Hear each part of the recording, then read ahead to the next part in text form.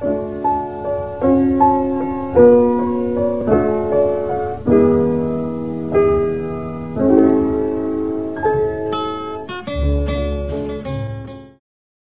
un paseo por las calles de la Ciudad de México, más allá de la contaminación y la inseguridad que nos invade hoy en día, implica andar por caminos que por sí solos cuentan grandes historias que trascienden las barreras del tiempo.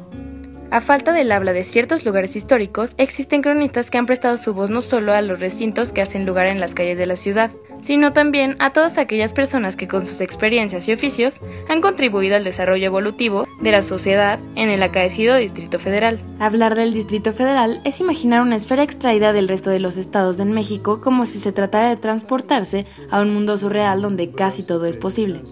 Cualquier tipo de expresiones, tanto artísticas como de entretenimiento, hacen el papel de la memoria para inmortalizar la vida cotidiana de la capital mexicana y su cambio a través de los años.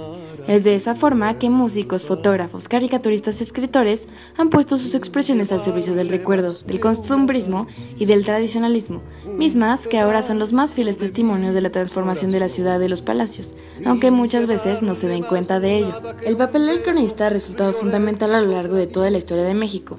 Dichos personajes han atestiguado el acontecer del país desde las andanzas de las primeras civilizaciones mesoamericanas, pasando por la llegada de los europeos, los grandes movimientos independentistas y revolucionarios, incluso hasta nuestros días. Es gracias a ellos que conocemos fragmentos de la historia que han ayudado a construir un ideario colectivo, pero es también gracias a los cronistas que los caudillos que derrocaron el régimen positivista de Porfirio Díaz lograron sentar las bases de la nación a través del nacionalismo revolucionario. Es en el lenguaje de lo cotidiano, en las prácticas de cada grupo social, en el metro, en los barrios y colonias populares, en los personajes de la ciudad, en el centro histórico, el sitio en donde el cronista halla el material que en conjunto integrará la totalidad de su obra. Su principal personaje, la ciudad. Los actores secundarios, el yo y el nosotros, los que nos antecedieron y los que todavía no han llegado.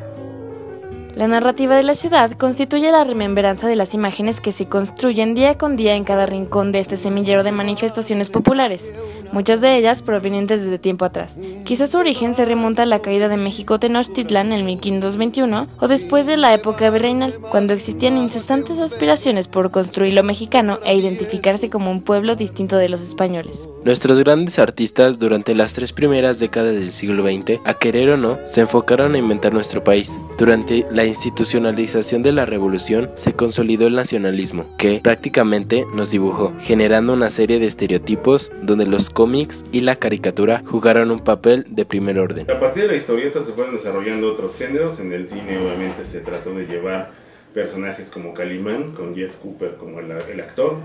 En radio, con las radionovelas, Martín Corona con el personaje que interpretaba Pedro Infante. También trasladaban esas historietas hacia ese ámbito. Y vaya, la historieta se fue llevando a otros. El más importante sin duda fue Santo el Enmascarado de Plata, con su historieta homónima que antes de las películas ya había levantado todo este interés por el personaje. Es en este punto en el que se comienza a configurar la figura del mexicano y los estereotipos que devienen de dicha percepción. En gran medida, las manifestaciones artísticas permiten reforzar estas nociones, exaltando los extractos de lo cotidiano y haciendo de ellos motivo de orgullo para quien se identifica con cada personaje. Los rituales de rutina que se expresan en cada rincón de la ciudad, con una situación complejísima por analizar, son el melodrama diario que se retrata tanto en películas como en literatura. Aquel que con una mirada curiosa y una imaginación precoz observa el vaivén de personajes que confluyen en un territorio determinado compartiendo valores, idioma y religión, pero entre los cuales existe una frontera trazada por las diferencias económicas o el contexto social. No pierde detalle de todo aquello que desfila frente a él o ella. En 1940 México retoma la tradición de historieta que se daba en tiras cómicas en Estados Unidos. Retoman algunos dibujantes el tema que se había trabajado en esas comic strips, que son algo así como otros 8 o 12 cuadros donde se cuenta la historia. Puede tener continuidad y que se ponía como suplemento en los periódicos. México empieza a experimentar los primeros historietistas con este formato y a la vez van creando sus propias revistas y historietas. Una de las primeras son las de Pepín y Chamaco, que dan cabida a que dibujantes pongan en esa revista pues, sus historias. Y entonces, bueno, pues, es una etapa muy fuerte. México está económicamente bien, Segunda Guerra Mundial, desarrollo de la industria cinematográfica, medios de comunicación, había todas las condiciones favorables para crear industrias de cualquier tipo y la historieta fue una más de esas. Es este el caso de Gabriel Vargas Bernal, proveniente del estado de Hidalgo, el autor que trasladaría las vivencias de una población que desborda tragedia y risas. Sus inicios como dibujante resultaron desalentadores, pues su propia madre desde la infancia le cuestionaba: ¿qué vas a ganar de pintamono? Quizá no mucho, o sí, pero lo que es seguro es que el afán por capturar aquello que se postraba ante sus ojos le bastó para condensar gráficamente la vida en México, aunque sin terminar siquiera la secundaria. Con la familia Burrón, Gabriel Vargas creó una comedia humana, una de las grandes crónicas en donde se expresa y se refleja la vida cotidiana de nuestro país. Fue un hombre que durante toda su vida logró su objetivo: hacer reír, soñar y llorar a una sociedad ávida de verse retratada sin desdén, sin autoflagelo, aunque, eso sí, burlándose de sí misma. Consiguió con eso esa crítica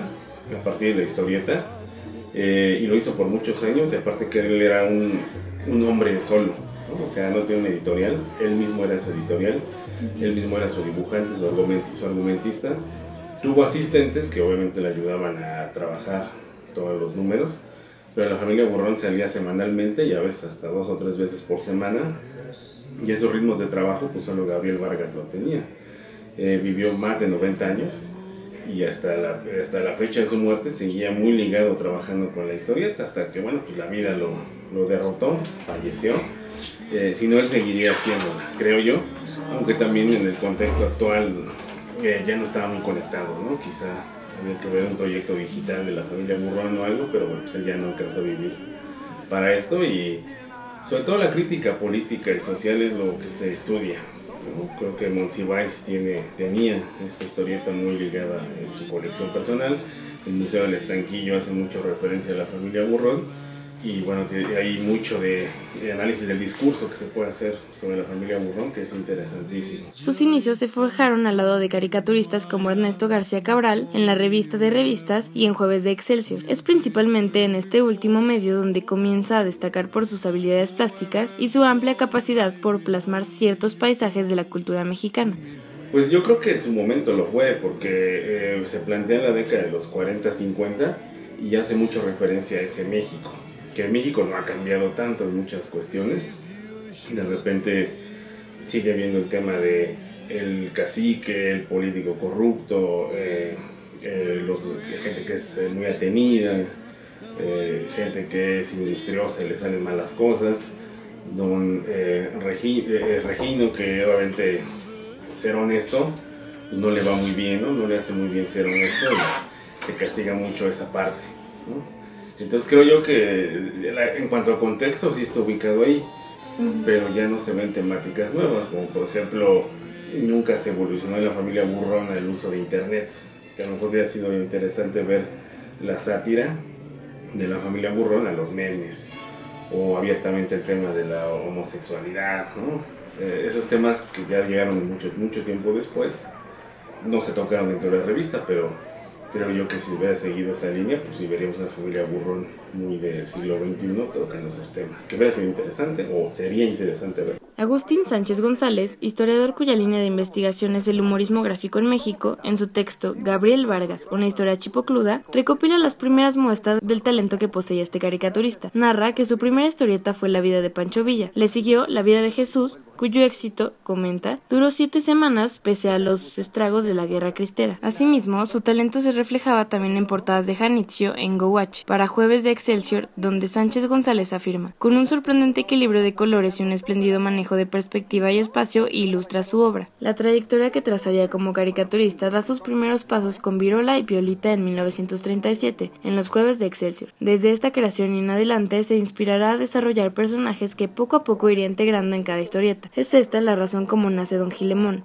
quien es una fiel imagen del mexicano abusivo, encajoso, que siempre busca ventaja por sobre el resto de los demás y que se siente orgulloso de ello, quien no se ha enfrentado a un individuo así en la ciudad. En Virola y Piolita, Vargas comienza a soltar el lápiz, a manejar el movimiento y sobre todo, aunque la historia no transcurre en México, a usar un lenguaje coloquial que tendrá su mayor desarrollo en su siguiente serie, la de mayor impacto hasta antes de la familia Burrón, Los Superlocos. La época de gloria de este artista mexicano lo hallaría en el transcurso del año de 1948. fecha de la aparición de un número de El Señor Burrón o Vida de Perro. Dicha caricatura sería la línea bajo la cual se guiaría el resto de sus años de producción creativa. La familia Burrón fue su más famosa creación, en la que captura la vida de una familia de barrio, donde Regino Burrón, el padre, busca a través de su trabajo diario sostener a sus hijos y esposa, mientras pretende inculcarles los más altos valores de la moral mexicana. Por su parte, Borola Takuche había sido una niña criada en un ambiente de abundancia y lujos, sin embargo es desheredada por la decisión que toma de casarse con Regino Burrón. De esta manera, Agustín Sánchez refiere a la forma en la que Vargas captura el devenir mexicano por medio de la caricatura. Las imágenes de la ciudad de la familia Burrón, publicadas por más de 6 décadas, reproducen diversos espacios urbanos, lo mismo las mansiones de chorromillonarios como la tía Cristeta o la familia de los Tinoco, cuyo Junior, el tractor, es un populista amigo de la familia Burrón, hasta los barrios más marginales donde vive. En una posilga, Don Briagoberto Memelas y su amada la divina Chuy. La ciudad es una enorme vecindad con parques y alamedas, con hoteles de paso para los moradores sin casa como Ruperto Takuche. Es la comedia humana que reproduce Don Gabriel. Está inmersa la tragicomedia mexicana, la estética de lo cotidiano, la macrohistoria de la vida en vecindad, bajo el infierno y el cielo de México Tenochtitlán, y que en pleno siglo XX es trazado con tinta china, de la de entonces, no de la de Fayuca de hoy en día. La ciudad que trazó Vargas es una orbe, con su propio dialecto, con un lenguaje chilango un poco furry, un poco elegante. Ese microcosmos, convertido en la más grande ciudad del mundo, permitió a Vargas tener argumentos durante cerca de 1000 números y más de 120,000 dibujos. Otro de los cronistas que a través de su obra contribuyó a la preservación de la memoria de la ciudad